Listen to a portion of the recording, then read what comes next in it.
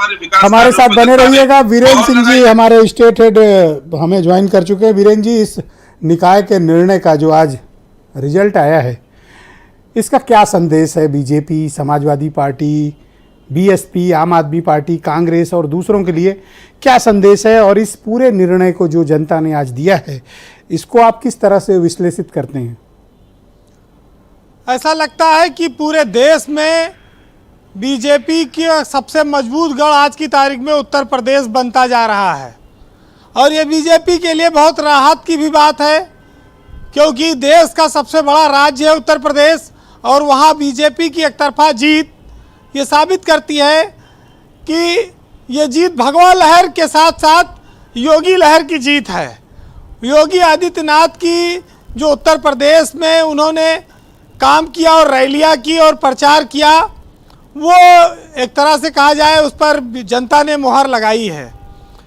देखिए, ये जो नेताओं की फौज तो रही, तमाम सारी पार्टियां प्रचार करती, लेकिन योगी की सरकार में 17 नगर निगम जीतने का इतिहास पहली बार बीजेपी रचा कर पाई है। इसे आप एक छत्र कह सकते हैं इस जीत को, कि योगी के दम पर उनको ये जीत मिली है। लेकिन दूसरी ओर आप देखिए कि देश के एक बड़े राज्य में बीजेपी चुनाव हार गई। यूपी ने आज थोड़ी इज्जत बचाई, नहीं तो सारी तरफ चर्चा कर्नाटक की ही होती, क्योंकि कर्नाटक में कांग्रेस बहुमत की ओर आ गई है।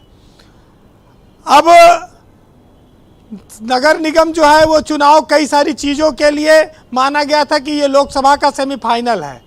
सेमीफाइनल में बीजेपी ने सफाया कर दिया, लेकिन सपा क्यों हारी ये उसको देखना होगा।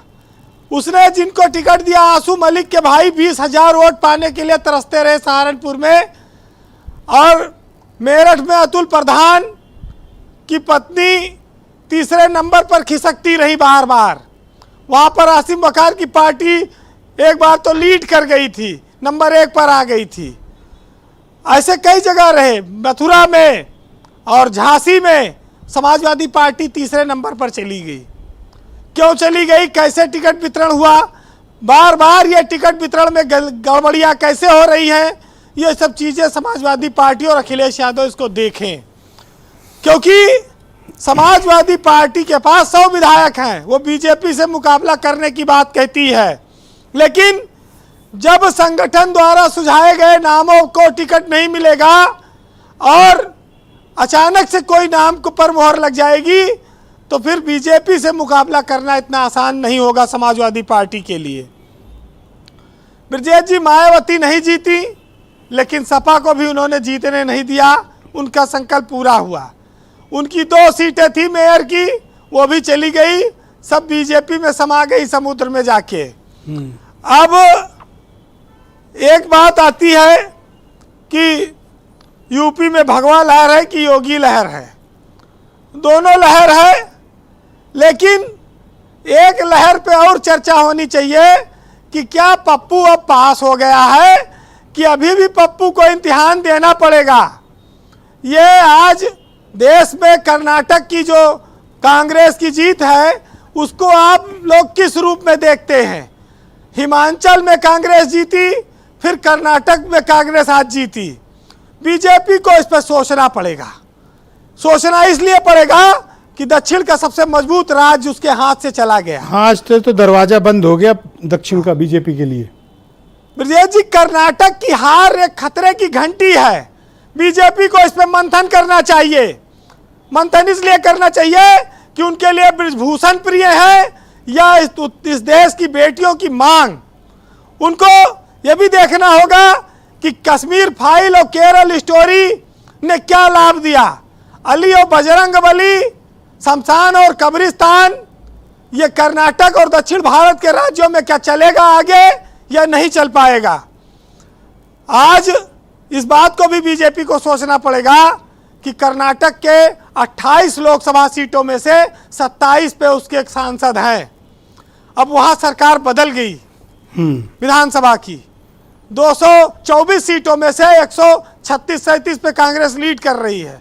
आपको लोकसभा चुनाव लड़ना है, आप 27 सीट क्या दोबारा जीत कर आ पाएंगे? ये इतिहास दोहरा पाएंगे? आज राहुल गांधी की जिस यात्रा को लोगों ने कहा कि भारत जोड़ो यात्रा से कोई असर नहीं पड़ेगा, लेकिन कर्नाटक के नतीजों ने बताया कि असर पड़ा है, असर पड़ता है।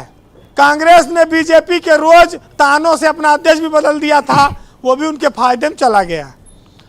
तो अच्छा, ये स्वार और 96 में बाई इलेक्शन हुए और ये अपना दल सोनेलाल दोनों सीट जीतने में कामयाब रहे, बल्कि स्वार तो उनको बैठे बैठाए बीजेपी ने गिफ्ट में दे दिया। बिल्कुल, ये बीजेपी ने अपने सहयोगियों के लिए उदारता दिखाई। और ये बात सही है कि उपचुनाव सरकार के चुनाव होते हैं, लेकिन बीजेपी ने और योगी आदित्यनाथ की सरकार में लगातार सारे उपचुनाव इस बार जीते हैं अभी तक। ये जो योगी पार्ट 2 है, रामपुर में लोगों ने आजम खां को नकार दिया, उनका किला ढह चुका है, उनके परिवार से अब कोई सदन में रहा नहीं। अपना दल दोनों सीटें जीत गई। ये बीजेपी की उत्तर प्रदेश में बड़ी जीत है। मैंने कहा कि बीजेपी का एक बहुत मजबूत गढ़ उत्तर प्रदेश बनता जा रहा है। अतीक अहमद फैक्टर कितना बीजेपी को फायदा दे के गया? क्या अतीक अहमद निकाय चुनाव में बड़ा फैक्टर रहे? निश्चित बड़ा फैक्टर रहा अतीक अहमद और मुख्तार अंसारी का। अपराध पर योगी सरकार का जो जीरो टॉलरेंस है, जिस पर उन्होंने तमाम लड़ाइयाँ लड़ी, अतीक और उनके भाई का मर्डर भी हो गया और उसके बेटे का पुलिस ने इनकाउंटर किया। अपराध पर योगी सरकार को बहुत सारे लोगों ने पसंद किया, लेकिन यूपी के साथ साथ बीजेपी को अभी राष्ट्रीय स्तर पर चुनाव लड़ना है, क्योंकि उधर नीतीश कुमार इनसे अलग जा चुके हैं। महाराष्ट्र में कुछ फैसले ऐसे आए हैं जो आगे अभी दूरगामी परिणाम दे सकते हैं।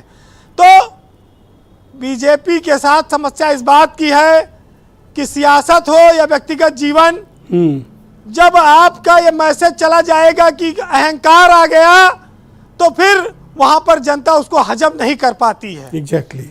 लोकतंत्र में सरलता से जनता को जीता जा सकता है, उसके वोट को हासिल किया जा सकता है। इसे जनता ने माना कि मिस्टर 40% की सरकार है। भ्रष्टाचार विपक्ष ने एक मुद्दा बना दिया कर्नाटक में, और आज उसकी वजह से भी बीजेपी हारी है। तो ये बहुत चीजें हैं जो 24 की जो लड़ाई है उत्तर प्रदेश में को, और उत्तर प्रदेश की चिंता छोड़ दे बीजेपी। उत्तर प्रदेश अब वहां पर योगी ने अपना करिश्मा दिखा के रखा है जी। आप देखिए कि ट्रिपल इंजन की सरकार की बात चली, ट्रिपल इंजन की सरकार आई, नो कर्फ्यू नो दंगा, यूपी में सब चंगा, एक नारा आया था, और वो चंगा इस कदर हो गया कि बाकी विपक्ष जीरो पे आ गया, सारे नगर निगम खाली हो गए। बड़ी आश्चर्य की बात है, लेकिन दुनिया जिसे बेकार समझती थी, वो खोटा सिक्का भी एक दिन चल निकलेगा, ये लोगों ने नहीं समझा था। ये खोटा सिक्का बना रहा, और उसने आज ये ऐसी नौबत देश के सामने लाई। एक इक्वेशन बना, एक चीजें दिख रही हैं, उस पर समय से काम होना, राजनीति में उथल पुथल चलती है। लोग ये भी मानते हैं कि राज्यों के चुनाव स्थानीय मुद्दों पर होते हैं, मोदी का चुनाव राष्ट्र के नाम पर उनको जनता चुनती है, लोकसभा का मुद्दा अलग होता है। लेकिन अब ये वक्त जो 10 महीने का बचा है बीजेपी के लिए, उसको बड़ी मेहनत करनी पड़ेगी, और उत्तर प्रदेश में जो उसका 75 सीटें जीतने का लक्ष्य है, उस पर भी उसको बड़ी मेहनत करनी पड़ेगी। यूपी की जनता को बड़ा पुचकारना पड़ेगा, पटा के रखना पड़ेगा, क्योंकि यहीं से उसकी सरकार बनने की संभावना है, यहीं से उसको सारी ऊर्जा मिलेगी।